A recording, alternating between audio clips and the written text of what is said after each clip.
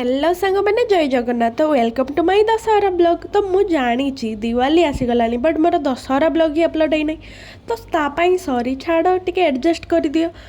Sorry sorry sorry उठी मु ready ही बाहरी जाइए पंडाल पाकु आउ बट मोर इच्छा थिला बेंगली स्टाइल रो साड़ी पिंधिबा बट माँ को आसेनी तो सेमती ही पिंधिकी जाइली।